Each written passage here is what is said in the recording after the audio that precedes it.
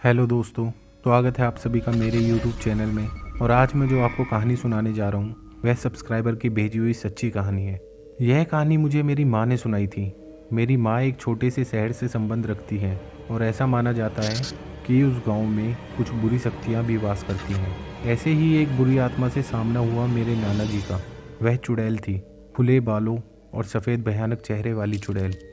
ठंड का समय था और शहर में घना कोहरा छाया हुआ था। मेरे नाना एक बड़े अधिकारी थे। रोज की तरह उस दिन जब मेरे नाना अपना काम खत्म करके दफ्तर से घर की ओर जाने लगे तो रास्ते में पड़ने वाले बाजार से वह कुछ सामान लेने के लिए रुके। उनके बाकी साथी आगे चले गए और वह पीछे छूट गए। सामान लेते लेते उन्हें टाइम का पता ही नहीं चला और जब नाना जी ने अपनी घड़ी देखी तो टाइम देखकर उन्हें लगा कि आज घर पहुंचने में बहुत देर हो जाएगी। उन्होंने सोचा जंगल के रास्ते से अगर जाऊं तो जल्दी पहुंच जाऊंगा, इसलिए उन्होंने जंगल की ओर गाड़ी घुमा ली। काफ़ी अंधेरा हो गया था। नाना जी तेज गति के साथ गाड़ी चला रहे थे, लेकिन उनकी गाड़ी के आगे एक औरत आ गई। उन्हें झटके से ब्रेक मारनी पड़ी। जो औरत गाड़ी के सामने आई थी वह तेज़ तेज़ रो रही थी। नाना जी ने उसे बोला कि तुम मेरे साथ मेरे घर चलो, सुबह तुम्हें तुम्हारे घर छोड़ दूंगा। वह नाना जी के साथ चलने के लिए तैयार हो गई और गाड़ी के पीछे वाली सीट पर बैठ गई। रीति रिवाज के कारण उसने अपने सिर पर घूंघट डाल रखा था, जिसकी वजह से उसका चेहरा छुपा हुआ था।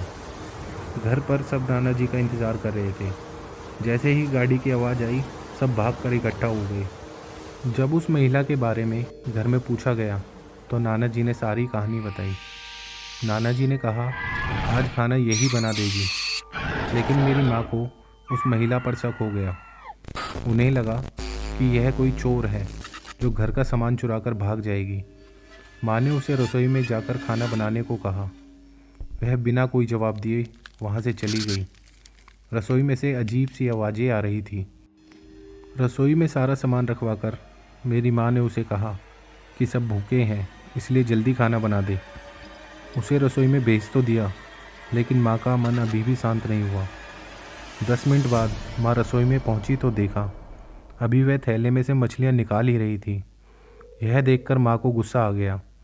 उन्होंने उसे बोला कि अभी तक तुमने खाना बनाना शुरू नहीं किया, कब बनेगा और कब हम खाएंगे। उन्होंने देखा वह औरत रसोई के स्लैब पर बैठकर कच्ची मछलियाँ खा रही है। सारी रसोई में हड्डियाँ और मांस के टुकड़े बिखरे पड़े हैं। उसके सिर का घूंघट भी उतरा हुआ था। उसका चेहरा बेहद खौफनाक था। बाल बहुत बड़े और नाखून एकदम काले। वह मछलियाँ खाने में मगन थी, इसलिए उसका ध्यान माँ पर नहीं गया। माँ भी चिल्लाई नहीं, कहीं वह और ज़्यादा खतरनाक न हो जाए। माँ ने एक थाल उठाया और वह चूल्हे में से जलता हुआ कोयला उठाकर उसकी तरफ दौड़ी। कोयला उस चुड़ैल पर फेंक दिया। आग की जलन की वजह से वह डायन तेज तेज आवाज़ें निकालने लगी। उसकी आवाज़ सुनकर सारा घर इकट्ठा हो गया। उसे आग दिखाकर घर से बाहर निकाला गया। उसकी आवाज़ इतनी तेज़ थी कि आसपास के लोगों का भी बाहर जमावड़ा लग गया। वह डायन लोगों की भीड़ को हटाते हुए जंगल की तरफ दौड़ी।